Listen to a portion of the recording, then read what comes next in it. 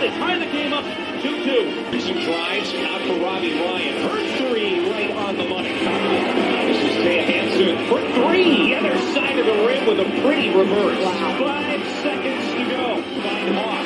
Hawk spins. It rolls off. And Arizona State wins it. Edward pulls off and buries the puck. Daniels takes the shot for Kirby.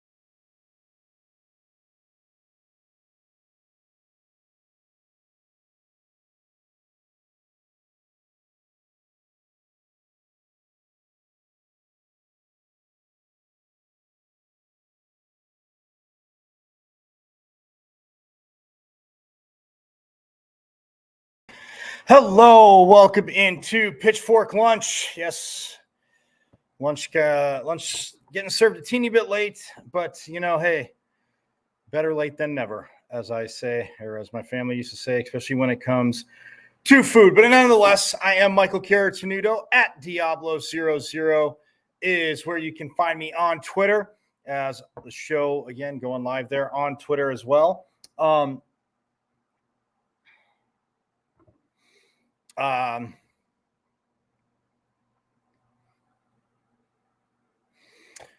YouTube. You can watch it on the YouTube. Again, subscribe to my YouTube. Go to the YouTube. All the old shows are up. You missed any interviews. Again, we've had a lot of great interviews, coaches, players, insiders, all that good stuff. The voice of the Sun Devils, Tim Healy. Saw him again today out at ASU football practice. He has been on the show. Go to the YouTube channel and subscribe. It's at M as in Michael, V as in Victory, C as in Cat 005 at MVC 005 on YouTube. Subscribe. All the shows are there. You can watch them, enjoy them. We'll have a great time. Again, like I said, any interviews you missed, I do. Sorry, it's a mess with my hat. I do have for you. So that being said,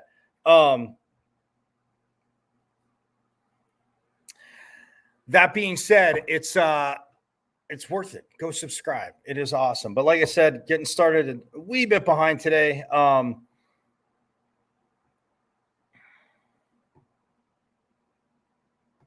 As I was out at football practice, all that good stuff. And again, heard from Coach Dillingham again today, heard from him yesterday as well. But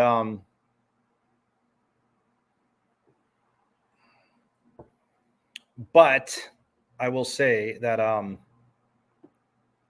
again, energetic practice, man. And it's a team that, like I said yesterday, just went toe-to-toe with the number 5 team in the country. Now, offensively, yes, I got some messages. They did sputter, getting 7 points, but they just went toe-to-toe with the 5th-ranked team in the country, held them to no offensive touchdowns. Zilcho.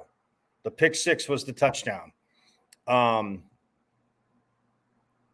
And they won the turnover ratio. We'll hear from Jalen Conyers a little bit later, but they won the turnover ratio. I talked about it yesterday, 4-1. 2 fumbles recovered, 2 picks. Yes, the first 2 interceptions of the season coming in this game, and hopefully, like coaches always say, everything starts to come in bundles and bunches. So if they can do that, if they can build off that, I should say, not can do. If they can build off that and turnovers comes in bunches, well, we could use them against Washington State, who has hit a 2-game losing skid themselves, losing to Oregon 38-24 this past Saturday, coming off a loss where they got just absolutely blasted by that team down south, Sun Devil fans, 44-6. So they're coming in again, very, very annoyed, very angry. As they definitely had visions on a Pac-12, playing in the Pac-12 championship game, a Pac-12 title this year. But, man, they have definitely taken a hit in that, at least in the Pac-12. I'm thinking, in the national scene, yeah, a lot would have to happen. But they would also have to win out. They're coming here for homecoming, Sun Devil Nation. So come on, let's get out there. Again, rock the stadium. It is homecoming. And by the way, I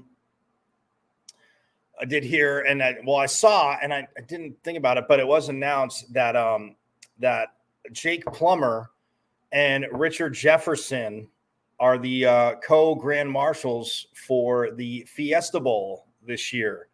The parade will be December 16th. But yes, Richard Jefferson did go to that school down south and played for legendary coach Lute Olson. But they had to do a co because, you got to get a Sun Devil next to him to boost up, the I guess you could say, what do I always say to my sister? The education level of it. So no, but Jake Plummer and Richard Jefferson, the co-grand marshals for the Fiesta Bowl, be out at the parade. Be at the parade. I'm sure they'll be at the game as well. So that is awesome to see. But that was announced today. So yeah, forks up for Jake Plummer. And yeah, I mean, Richard Jefferson, we'll welcome him into the club, feeling better. Local. Actually, I mean, obviously, I said I played for U of A, but an Arizona kid, went to Moon Valley High School, won a state championship at Moon Valley. Obviously, like I said, had a phenomenal career down in Tucson. They played Duke in the 2001 national title game. Jefferson was a part of that. Yes, I know. It's Pitchfork Lunch. I'm not highlighting what they did, but obviously Jake Plummer played at ASU, should have won the Heisman that year. The 96 season, the 97 Rose Bowl, but should have definitely won the Heisman. Could have won a national title that year. I mean, we're literally yes, they were one stop away, Sun Devil Nation, and I know that still gets you like it gets me. Well, maybe it doesn't get you like it gets me, but it still gets me because ASU was better than that poisonous whatever from Ohio that day, and Michigan beat them that year. So Michigan's going to beat them again this year, but of course, Ohio State will say they'll have to use an excuse as they filmed them and cheated because Michigan's better. Anyway, I digress. So Pitchfork Lunch, but yeah, congratulations though to Jake Plummer and Richard Jefferson on being named the co-grand marshals of the Fiesta Bowl and the Fiesta Bowl parade. So that is very awesome. But yeah, no, football, like I said, I'll digress back to football. But yeah, I mean, they just went toe-to-toe with Washington. I talked a little bit about it. Obviously, recapped it yesterday. The defense held this offense, top 10 offense in the country, without an offensive score. There was a pick six. And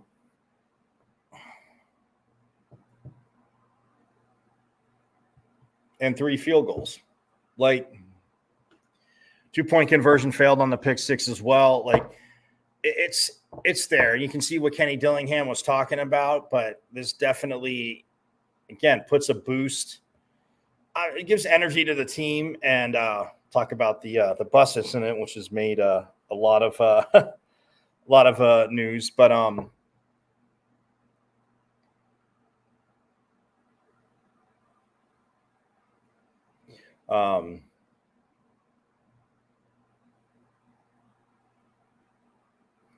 and the bus situation, but I'll get to that in a minute. But yeah, I mean, it's a defense you have to be getting. You just keep building, and Brian Ward gets that out of his defenses, and that's what I love.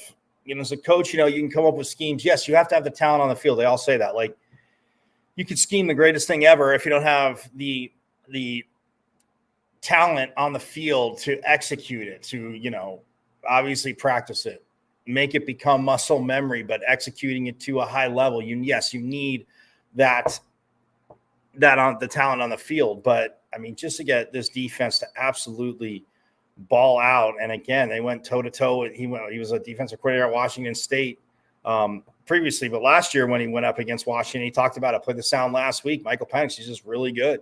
Coach Dillingham talked about getting rid of the ball quickly. I mean, Jalen Polk had a big day. Talked about yesterday. Romo Dunze again made key catches, but Didn't have like the, blow up day. 2 interceptions again for the secondary, Ro Torrance and Shamari Simmons. First 2 picks of the year for the Sun Devil defense, and get 2 more turnovers. So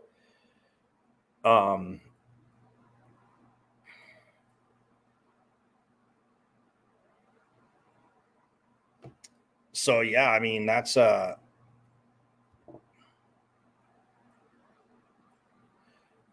thing where I look at it, and I mean, again, to win the turnover battle like that, absolutely huge. So defense balling out. Speaking of defense balling out, as we transition, women's soccer, again, got the split this last weekend, took down number 11 USC 1-0, fell to number 2 UCLA 1-0. Their last home game of the regular season. We'll see if, they can get a few more wins, maybe host a first round tournament game, but I know coach is going 1 game at a time. So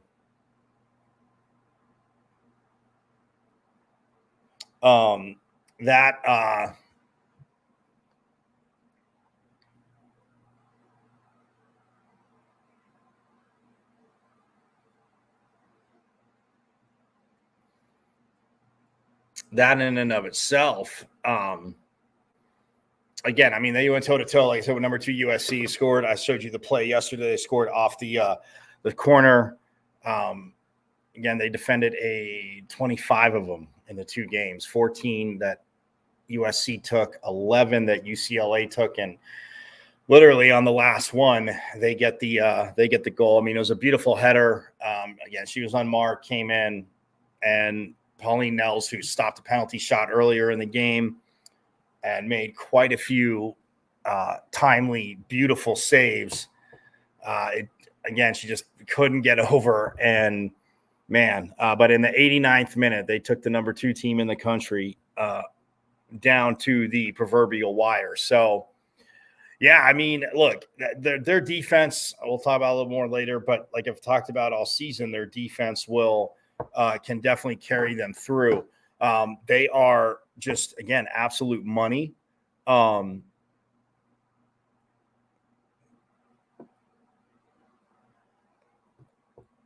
And yeah, I mean, they are absolute money, and it takes practice. It takes, again, UCLA speed. Not that USC didn't have it, or Washington State or Washington, but UCLA speed through the midfield is you know it. You notice it right away.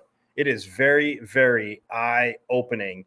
And for the Sun Devils, I mean, they did such a great job. Again, and cutting down, distance on shots. Yes, they're picking up the ball. They're giving a little space, but if they felt they were going to shoot, just cutting it down, blocking shots. I mean, Coach Winkworth talked about it after the game. But, yeah, it's one of those things where if you play defense like that, if you can constantly play defense like that, you will give yourself a heck of a chance to win, to get over the top. And like I said, they took Stanford, down to the wire, lost 2-1 there. Texas Tech was a 1-0 game in non-conference, a team that is looking to be, and I'll get to soccer rankings when we get there, volleyball as well. But yeah, so it's one of those things where, look, they're going to take on the mountain schools. They have Utah and Colorado, and then they close out with that team down south on Friday, November 3rd. Pitchfork Lunchers. I've been telling you about it. Again, Friday, November 3rd, 7 p.m. Look, if you can get down there, I'm not saying stay overnight. I'm not, getting you stuck in Tucson.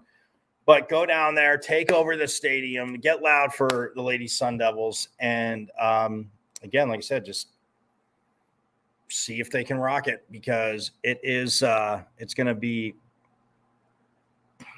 I mean, a rivalry game, and U of A struggling. There's nothing more than better to, maybe ruin the chance for the Devils, like I said, to host a first round tournament game, which would, again, just be phenomenal. That being said, it's one of those things where they still, yes, they have these games in front of them, obviously before Arizona and that, but they're in a very good spot. So that is good to look forward to. Also in a very, very good spot, the ladies Sun Devil volleyball team, 19-3 overall. And yeah, they did sweep Utah last Friday and then beat them 3-0. And then it was crazy because they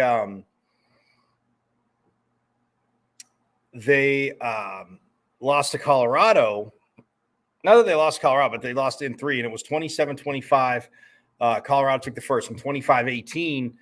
Colorado, a little bit more control second. But then the third set, 26-24. So that first and third, you're getting bonus volleyball. Again, it's up to 25. I know a lot of you aficionados know, some don't. But up to 25, got to win by 2. If it goes to the fifth set, it's just up to 15. But, yes, you still have to win by 2. So, yeah, I mean, but look, they're coming home to take on the Bay Area schools. Like I said, Cal Friday night at Desert Financial Arena, and they that's at 6 p.m. I want to say on Friday.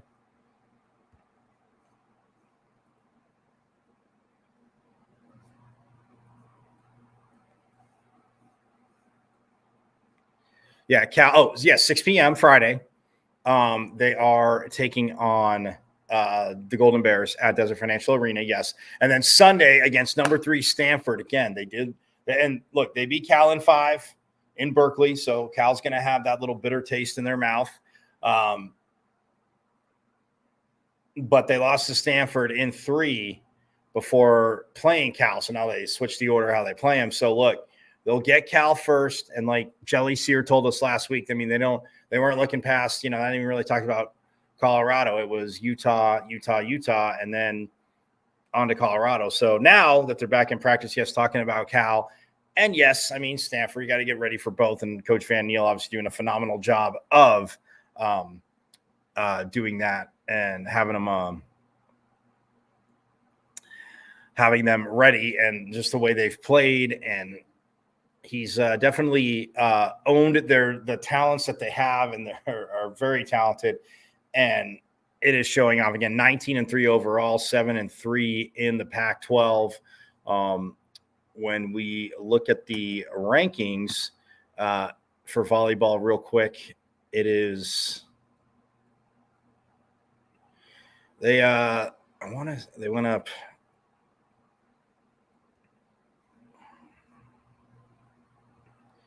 In the AVCA women's poll, they actually dropped 4 spots in that loss to Colorado. So they were at 17. Now they're back down to 21 at 19-3.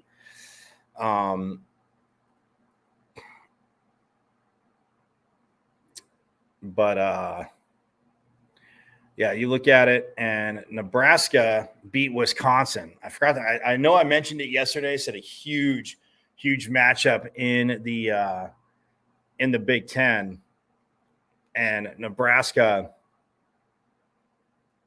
overtook Wisconsin. But again, Wisconsin just dropped 1 spot to number 2. Stanford stayed at number 3. They are 17-2. Nebraska 19-0. Wisconsin 18-1. Stanford 17-2. You have a Louisville at 4. At 18-2, and they're rounding out the top 5.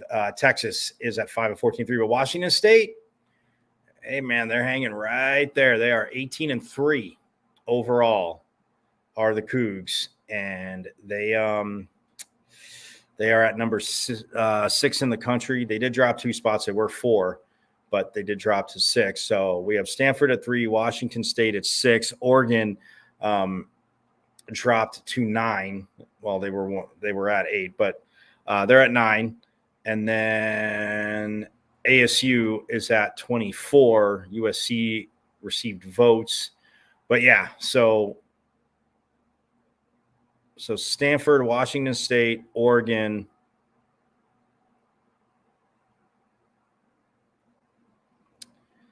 and ASU, the 4 in the Pac-12 ranked. ASU again getting the sweep, splitting, but the tough, again, lost to Colorado. Yes, it is on the road. So they're at 21, but look, they're in a great spot.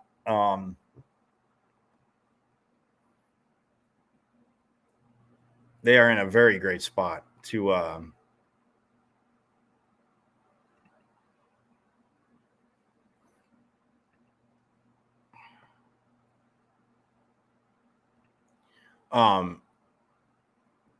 again, to get to the tournament. To get to the tournament and cause some damage. I said that will, and we'll get to it. But just real quick, this is Pitchfork Lunch, but I did talk about that just barbaric matchup between number 1 Wisconsin, number 2 Nebraska at the time. Now Nebraska's number 1 because they won in 5. Check these set scores out. Nebraska took the first set 25-22. Wisconsin, well, separated themselves a little bit in the second set. They took a 25-17. They took the third set 25-20. Could have won it in the fourth, but Nebraska, they rallied a little bonus volleyball, and they won 26-24. And then in the fifth set, Nebraska 15-13. So they are the number 1 team in the land. These two, again, on a collision path to play in the not just in conference play, but in the postseason tournament. But we'll get to that in a minute. Just wanted to give you, again, that score because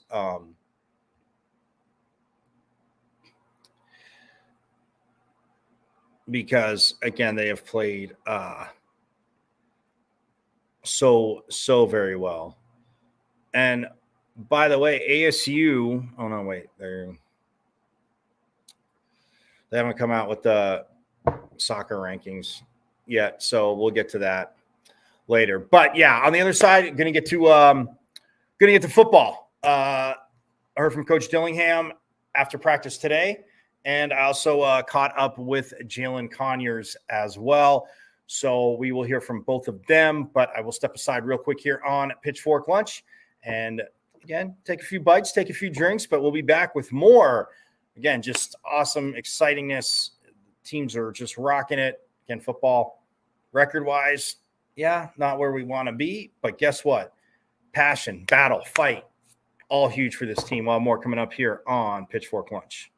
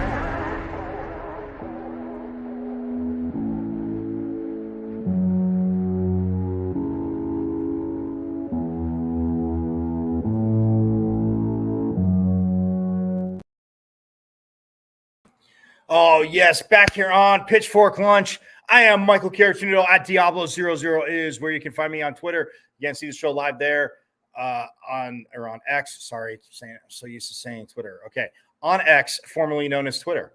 Gonna go like old school Prince for everybody. Shout out to Prince, rest in peace there. on X, formerly known as Twitter, at Diablo00. Also Facebook, YouTube. Subscribe to my YouTube at M as in Michael, V as in Victory, C as in Cat, 005, at MVC005 on Twitter. Subscribe. The shows are all there. You'll be able to go back and see interviews that we have, again, talking to coaches, players, again, insiders, Voice of the Sun Devils. It's all there. Again, go subscribe. Watch, catch up on the other shows. Add it to your watch list, Sun Devil Nation. Let's go. But yeah, said football practice, and we were I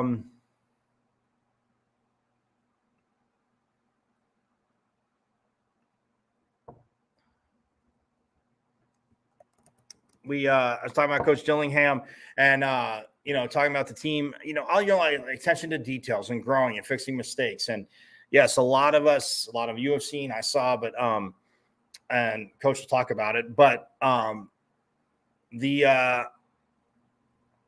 one of the buses was left dirty, and Jalen Conyers talk about too, is the offensive bus, but it was one of those things where the defensive bus left very clean, and it's about details. When you're building something, he's like, and I'll let him say it. I'm not going to repeat what he said, but there's an issue with the cleanliness, how the bus was left, and Coach, again, not happy with it. Yes, wanted to come out with a win. So for those that are going to try and be negative, and probably fans of that school down south saying, oh, you're only focusing on bus, I wonder why you can't win a game, blah, blah, blah.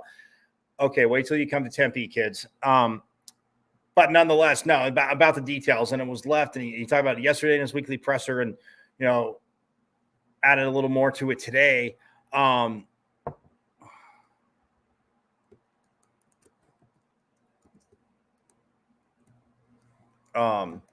Add a little bit more to it today.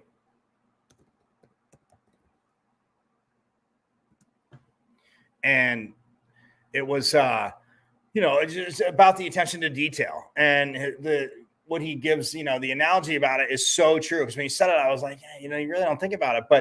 And even the analogy Jalen Conyers gave too. But yeah, I mean, just the frustration of that, obviously coming off a game where you definitely had you had an opportunity to win. You went toe to toe. You were leading the 5th ranked team in the country. Let me say that again, Sun Devil fans, let it sink in. You were leading. And defensively, you were dominating the 5th ranked team in the country, a top 5 offense, and top 5, top 10 offense. They're very high up there. And to me, the favorite for the Heisman Trophy this year.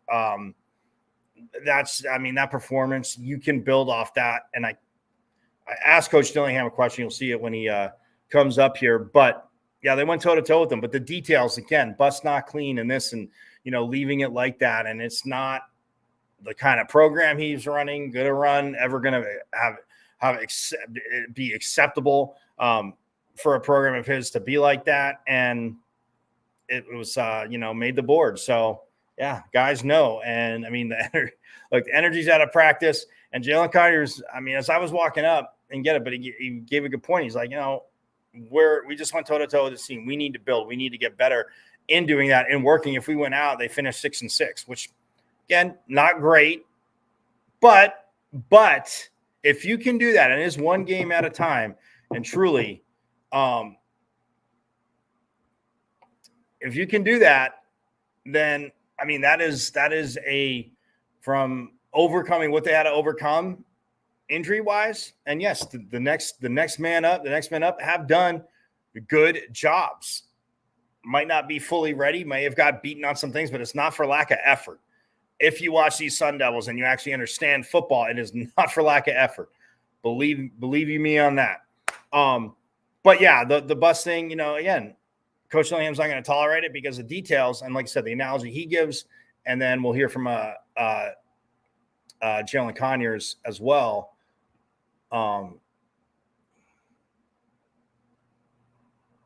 Pardon me. But it's one of those things that I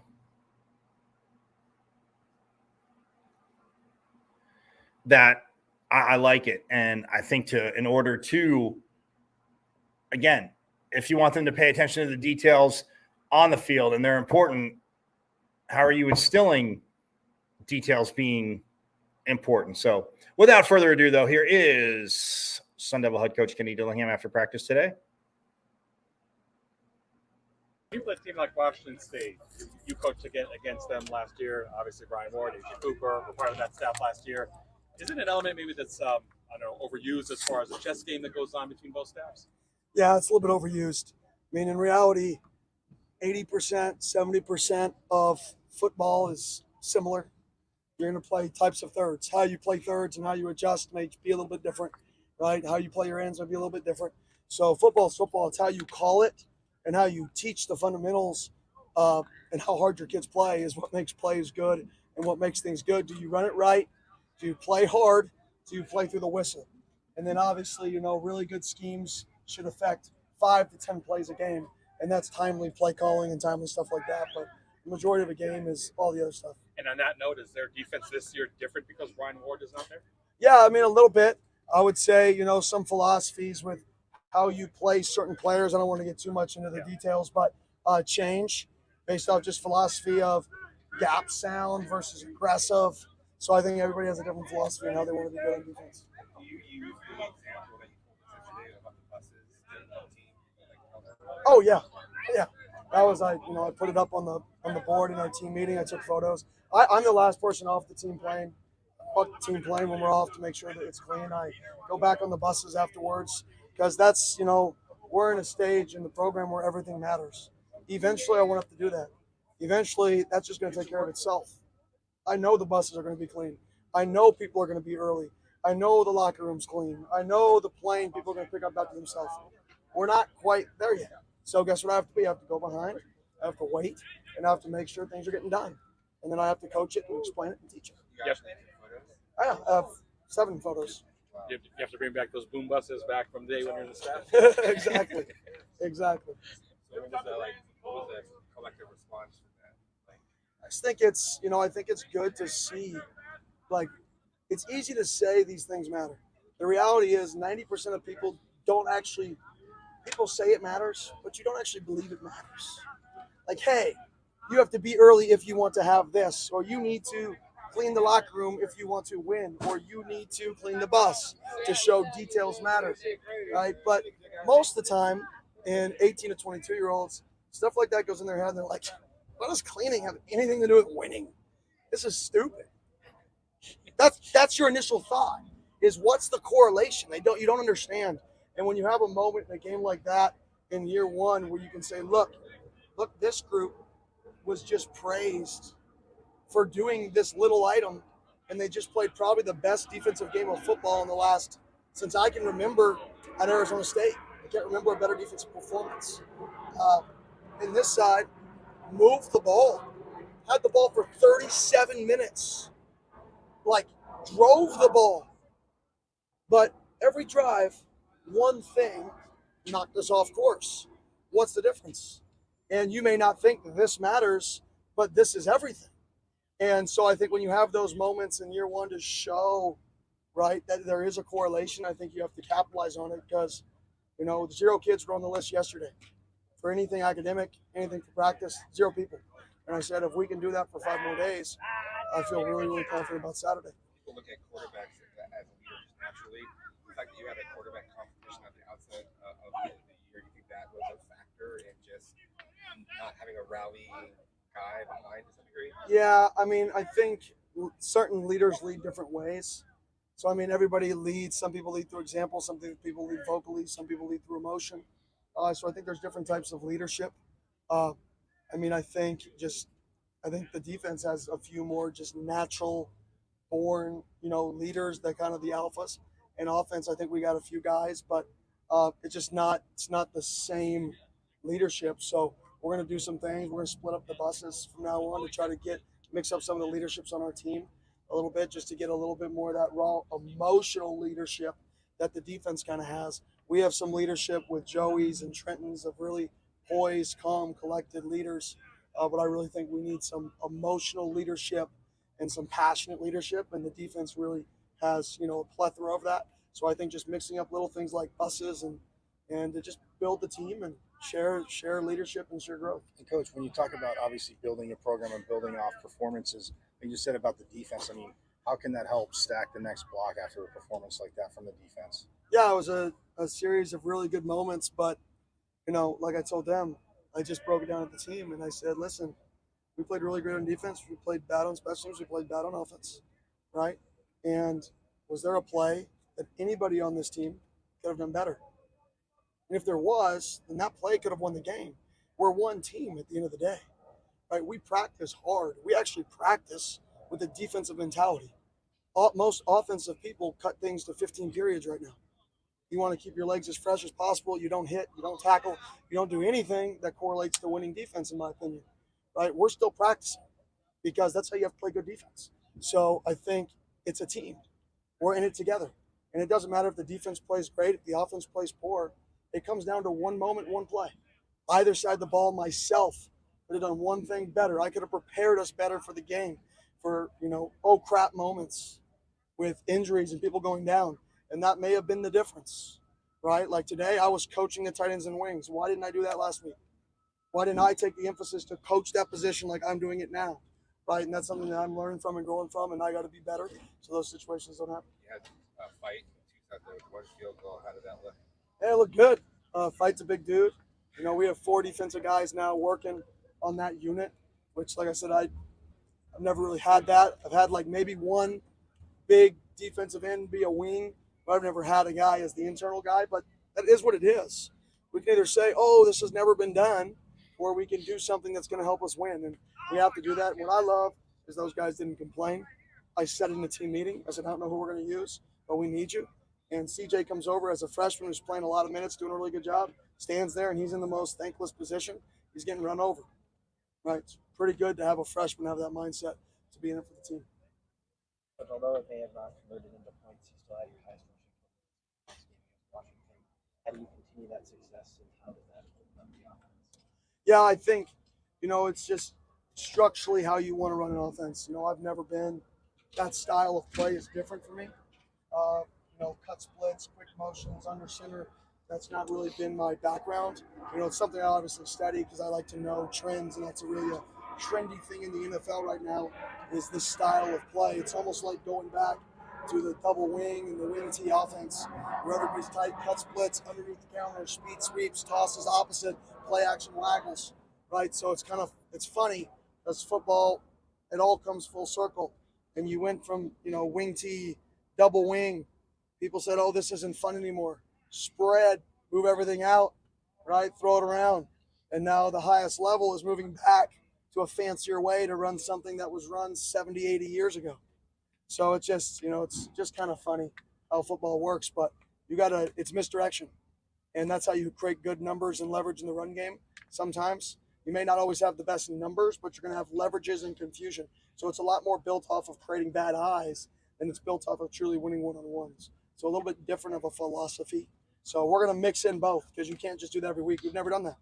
If you've never prepared for that, you should have some success. And now teams saw it on tape. So if we just think we're going to repeat, right, we're in for a world of hurt. If we just think we're going to copy and paste all that stuff and have success this week. On that aspect of creating the spread offense, I know he's has recipes for that reach. He spent a large tenure of his career at Washington State. How do you think he's air raid offense? Oh, he's a revolutionary. One of my favorite quotes is, how is running the ball 50% of the time balanced, right? It's handing the ball to one guy. It's 4 other eligibles. That's the most unbalanced thing you can do. So the fact that he was so open to ideas, he wasn't stuck in one way to do things. There was a time at Texas Tech that he lined up with his tackles, lined up out wide because he didn't feel like he had enough O-linemen to compete. So he moved them out wide and ran his entire offense from basically, some people, whatever you want to call that formation, right? Tackles out wide, 3 O-linemen. So he was a revolutionary to the game of football, in my opinion. And RIP, he was a great person, hilarious in interviews. He was just a one-of-a-kind person.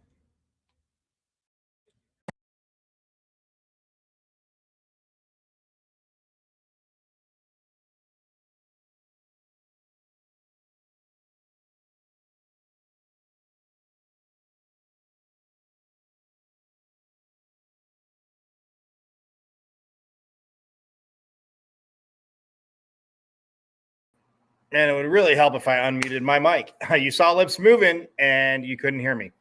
Anyway, that was Kenny Dillingham after practice today. And the last question there, I mean, the reporter couldn't hear it all, but yes, he was talking about, Mike Leach, and obviously spent a lot of time at Washington State.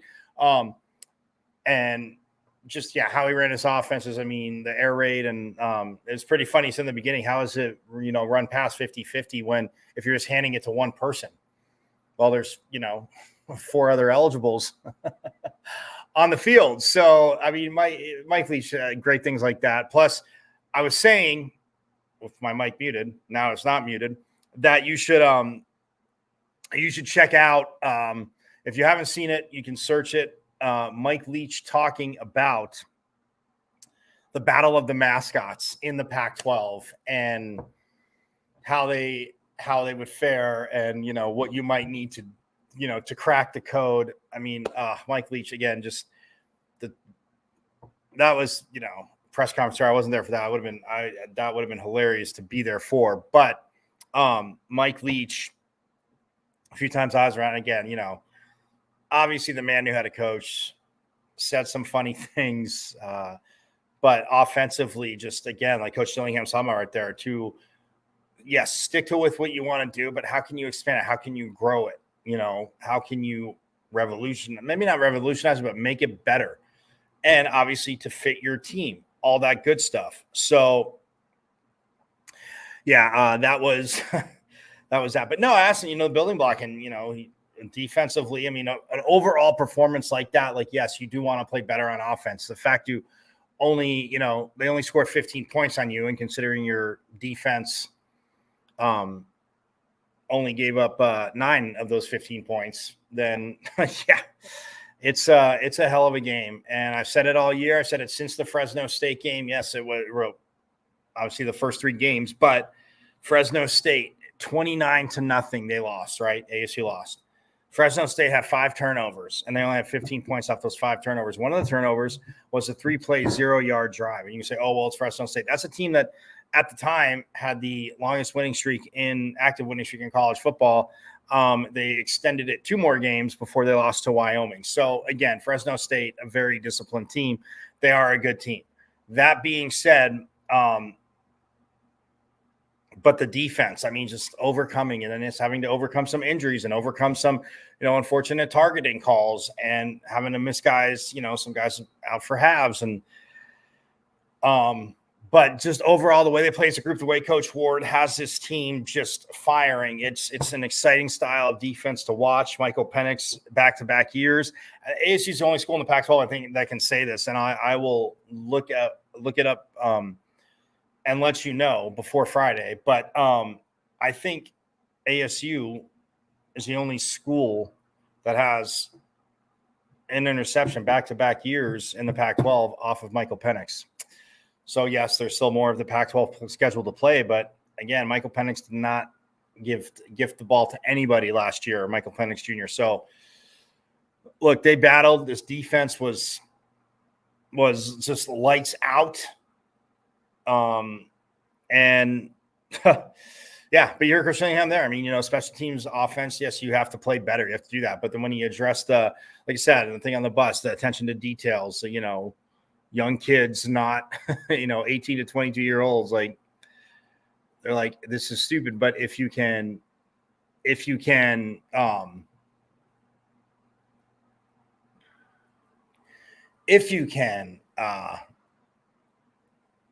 see how it translates and everything, then you'll be good. Now we're going to hear from Jalen Conyers, and I will just warn you now, in the middle, there's going to be a little pause, little break, because he accidentally slipped up. I said I got him. So, but nonetheless, he talks about it too, obviously, what they did against Washington, and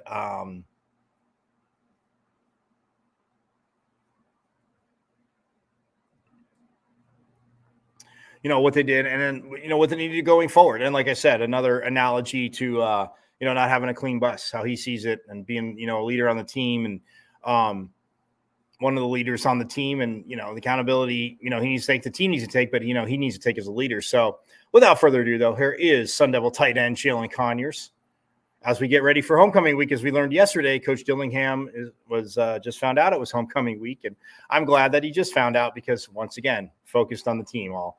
But yeah, here is Sun Devil tight end Jalen Conyers. We've been playing these games so close.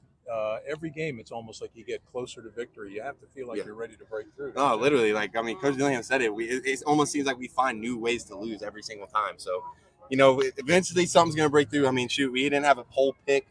We had no turnovers and no picks in that game. We ended up with 2 picks and 4 turnovers. So, it broke out for the defense. Now we're just waiting for the offense. This is kind of the back half of last year when our offense started going last year. So, hopefully that kind of starts going up again. And, we have that mentality right now that we just want to go out and win, man. Like, these fans, everybody here in Tempe, everybody around us in the area deserves a team that is going to win a football game. So, coming in, it's homecoming, I'm pretty sure, I think.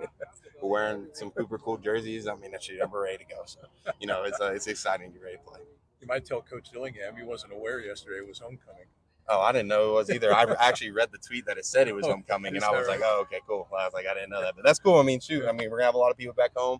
A lot of people obviously kind of want to see what we can do. We played all these games close, and so I feel like this is definitely a week where you can go out and just get the ball rolling. How big a deal is that, Jalen? You had sellouts the last 2 games at home against USC and Colorado, and great games unfolded. I mean, it's huge. I mean, having fans at that stadium, that place can get rocking. I mean, we went to Washington last week, and it was loud, and I sat there, and I was like, man, this is – I was like, I've heard Tempe this loud. I heard it was this loud against Colorado. So, it's just it's a testament to our fans and, people that support our football team, I mean, obviously we're not having the best season, but if y'all come out, I promise it's going to happen soon. So, it's definitely one of those things where, we got a team that's coming in that, we feel like we can beat.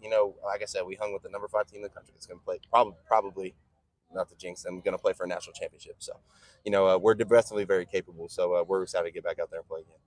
Do you feel like the lack of, like the way you talk about the problems with the offensive leadership, do you feel like that has contributed to the lack of offensive production in some of these games? I don't know. That's a hard question just because, I mean, I feel like it's just one of those things that we're just waiting for something to get going. I mean, we're waiting for, Badger to have a big game, me to have a big game, Eggs. So it's just one of those things where sometimes you just got to wait for the offense to get rolling and just start executing. So I think it's what Coach Dillon told us. Like, once we start executing and doing stuff right and not have MAs and mistakes and stuff like that, we're finally going to get something going. Like, I mean, we drove on Washington. We just couldn't score in the red zone, and it's little things like missing a block, missing a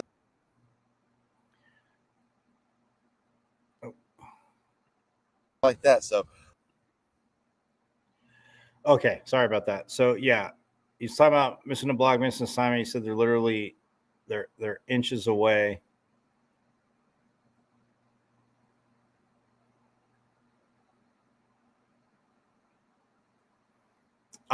But he used the word he shouldn't use, and I can't air on broadcast. So that's why I stopped it right there. But we'll pick it back up. Like you said, move the ball against Washington. They're literally inches away. They just got to figure things out, and then now we can pick it up with Jalen Conyers. Shoot, sorry, wash my mouth. Sorry, Mama. Yeah, just we're literally this close to leap that, please. We're this close for winning football games and getting to be where we want to be. So definitely going into this week, just honing in on the little things on what we need to do. And Coach talks about a team sport, obviously building blocks, and like you said, missing a play here or there against Washington offensively, but defensively, I mean, to see that part of the side of the ball do it, how does that help just kind of put more building blocks in stack for this team and just going forward? Like you said, even to get the offense to perform, to see the defense perform like that as well. Well, I mean, I think it's awesome. I mean, I remember last year, no offense to y'all, but the defense was not playing well. Like, we were in games or we're waiting on defense or something. Now it's completely flipped. So, it's one of those things where I love seeing that game and how well they played literally hurt me after the game for how we couldn't back them up. Because, I mean, shoot, when you hold they're probably in the top 10 offense in the country. Like, when they hold them to not even an offensive touchdown, we still lose that game with 4 turnovers, 4-1 turnover margin. It sucks. And it feels like it sat on us. It sat on a lot of offense guys. Like, because dang, this sucks. Like, if we score 1 touchdown, we win that football game. If we make 2 of those field goals, we win that football game. If I catch the ball on 4th down, we win that football game. So this is one of those things, but it's just little plays, So, we're excited to go back out there. Our defense has faith in us. We've obviously we all talk to each other and hang out and stuff like that. So, like I said, offense is just one little thing away, and it's just little things. If we hone on in this week, I think we'll go out and we'll go get a big win this week. It's been Kenny's kind of been giving that message. He talked about the buses after the game. He took photos and showed you guys. Yeah. is it hard, do you think, for some guys to connect, like cleaning a bus to doing little things right in a way that translates to success? Absolutely. I mean, it's one of those things like when you wake up and you don't make your bed and everyone's like, oh yeah, like my day was whatever. And then you hear people that say like, oh, I made my bed this morning, and they feel like they had like a very productive day. Like I remember being like 15 years old and like say my hair, my mom said, I was like, Mom, that has nothing to do with it. But it's just like little, not even to say stupid, but just stupid stuff like that. Little things that, you know, you don't necessarily think about that help the team. So, you know, I mean, it was just a testament to how we played that game. You know, obviously a lot of people didn't care. You know, I mean, it was disappointing to see, but that's where a lot of us on offense got to be better, especially the leaders in that group. We got to like, hey, bro, like pick up the bus. Like I could have stayed after and checked the bus to make sure, and like any of us could have done that. So it's just little things like that. But I think it is a little difficult. But after obviously being in that team meeting room and seeing what it looked like, and you know, hearing that the defense was spotless and they were this and that on the plane and all that stuff. So I mean, I think it definitely showed everyone like, all right, yeah, the little crap matters. So I think we're definitely doing a better job this week so far of, you know, being better at it. And there he was, Sun Devil tight end Jalen Conyers addressing it. Like I said, making the bet. It is funny because Coach Dillingham said, you know, 18, 20-year-olds, like that has nothing to do with winning, but attention to detail, and you learn it all. And yes, when I say what I need to be better, yes, do I need to leave a few minutes earlier at times for things? And I'm like, oh, nope, yep, I'm leaving. I got to leave right now. I got to go.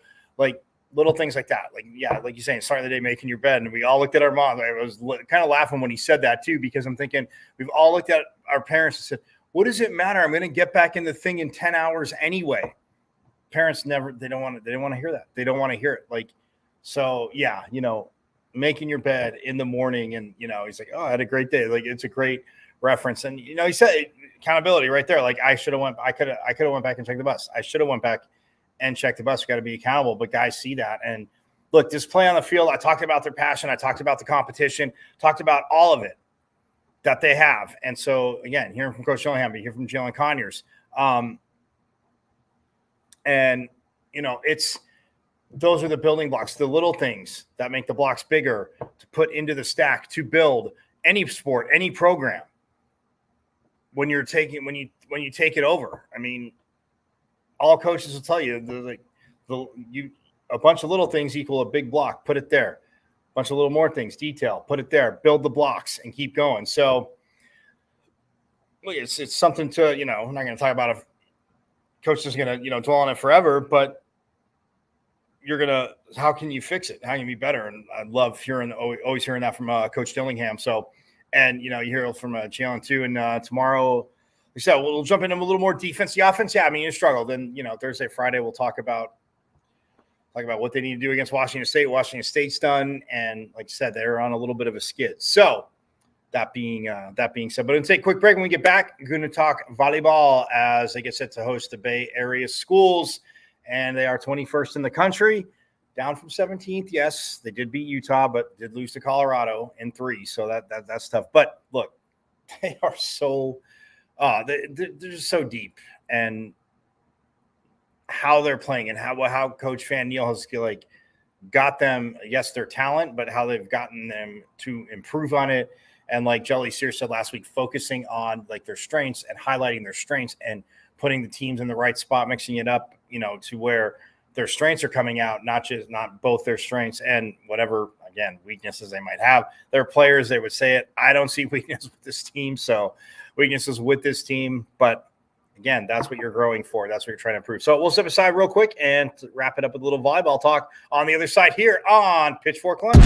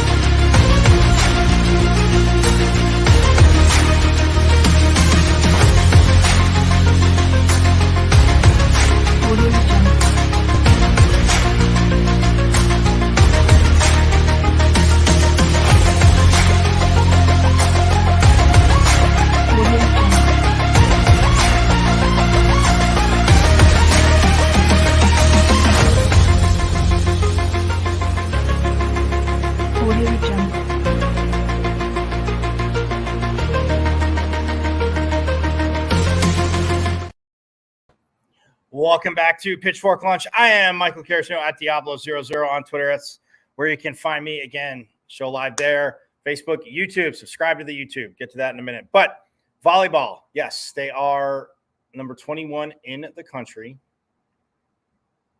And they are getting set to take on Cal and Stanford. And yes, they split in the Bay Area last time. They lost to Stanford in 3 back on September 29th. And then the beginning of this month, October 1st, they took on Cal and they beat them in 5. And when we look at the standings in the Pac-12,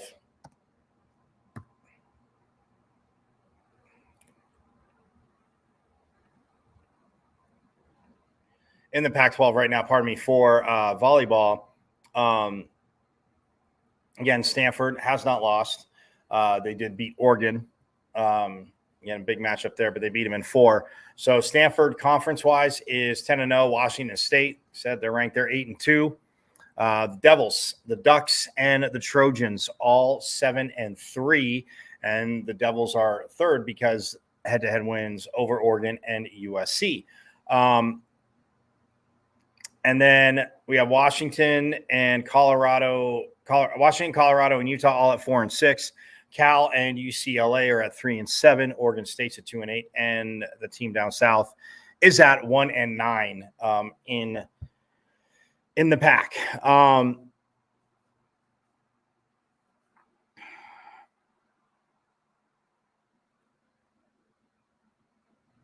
Yeah, so they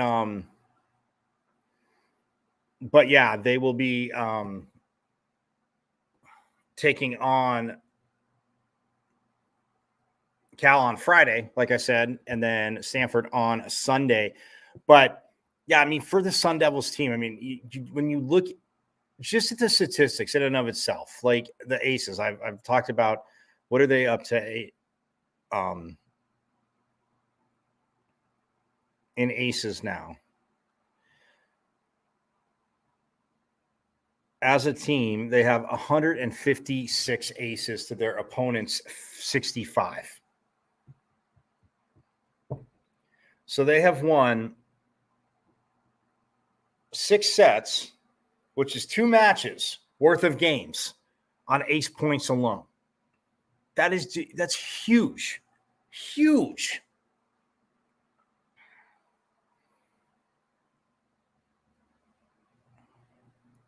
I mean,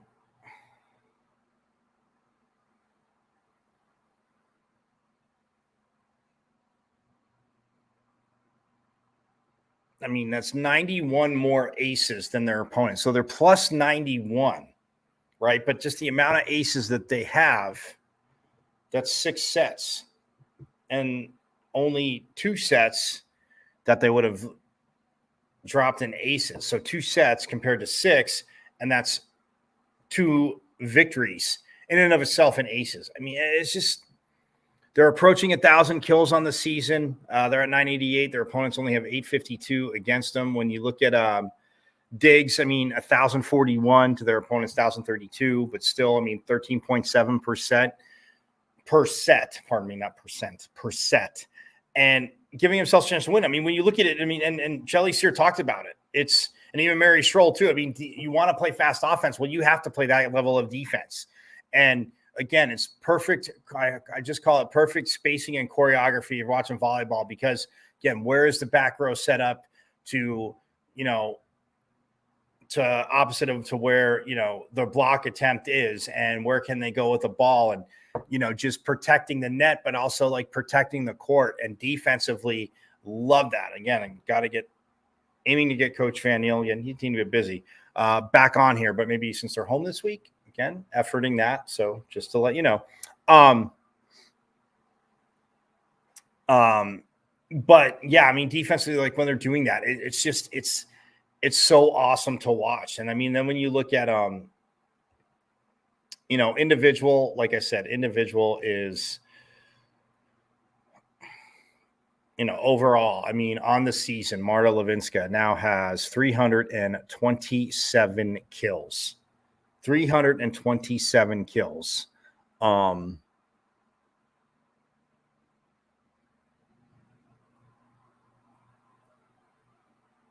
mean, she's hitting 343, which is huge, huge.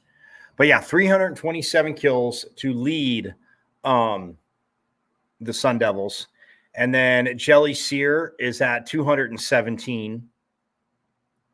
Again, awesome season, a lot on the year. And then Roberta Habello up to 162. Claire Jeter, well over 100 now at 118. So it's, 4 options to literally in both. I mean, Levinska and Sear, I want to say, are on all 6 rotations, depending on the match, but I have to look at that.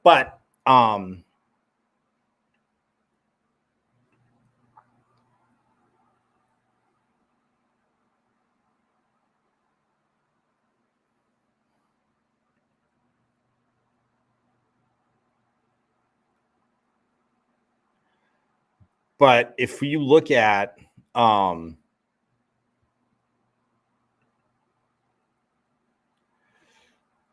individual leaders, Marta Levinska is second in the Pac-12 in kills, 327. And what is it? Skylar Fields, from USC. No surprise there. She leads the conference with 397.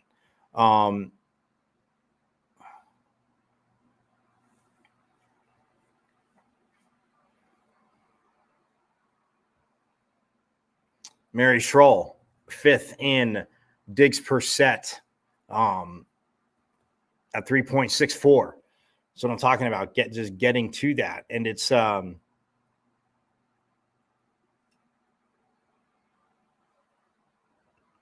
when we look at the team stats,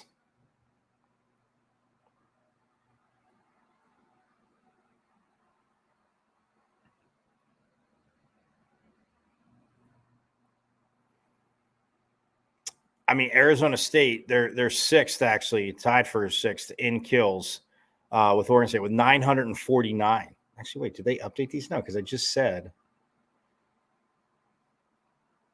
Oh, they haven't updated them. They're at 988. Well, they're at 988. Oh, that's overall. That's overall, not conference. Oh, so that doesn't make sense. No, I don't think they've updated Pac-12 stats because, no, they wouldn't have just had 39 kills in non-conference. So, Pac-12 stats teeny bit off. But nonetheless, ASU stats, when you look at it, it's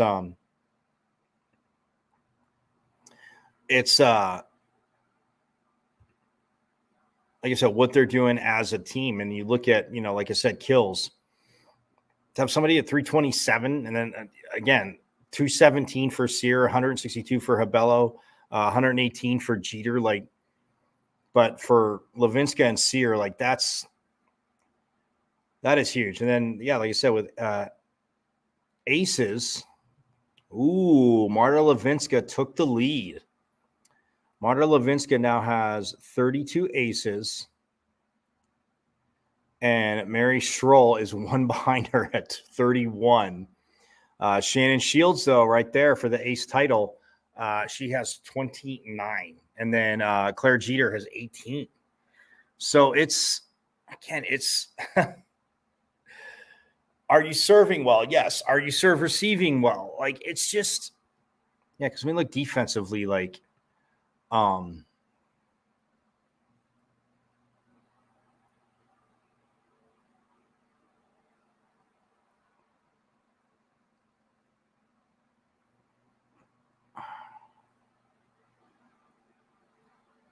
So I'm sorry. It's one of those things where I didn't have that down in the notes. I was looking at serve receive error, but still serve receive.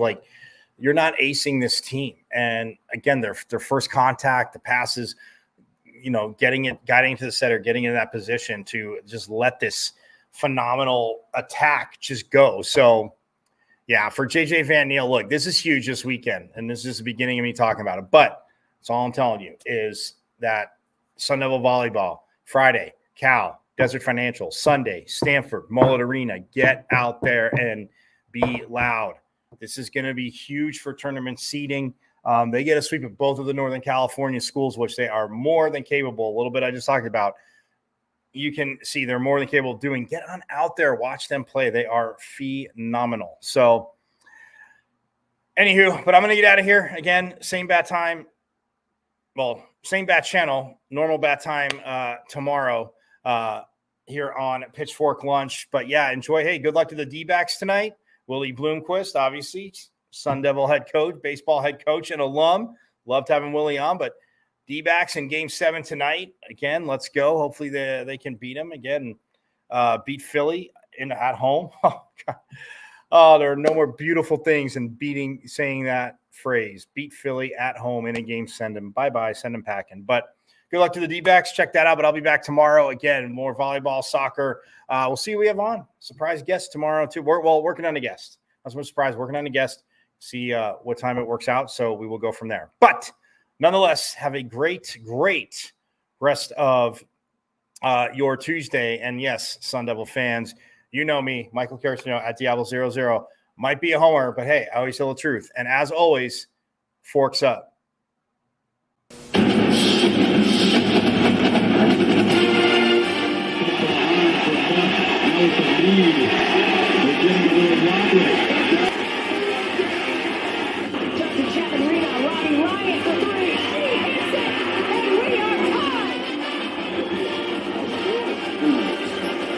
Cherry's three. Johnny Walker matching up against control. His shot. Bruce score. They score. They tie the game up 2-2. Recent drives out for Robbie Ryan. Her three right on the money. This is Taya Hansen for three. The other side of the rim with a pretty reverse. Wow. 5 seconds to go. Find Hawk. Hawk spins. It rolls on. And Arizona State wins it. Edwards pulls off and buries the front. Daniels takes the shot.